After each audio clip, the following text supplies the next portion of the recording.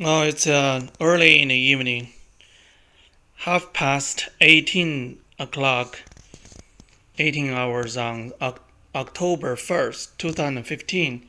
I just woke up from my kind of a involuntary sleeping and I turned off this AC just now after I woke up.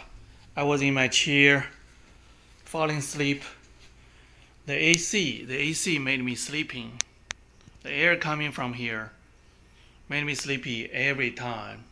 And some people just sneakily did something in the AC system. It was not like so before the summer.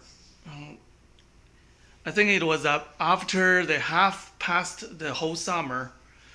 Somebody did something during that time, and since then, recent days, this AC made me sleepy.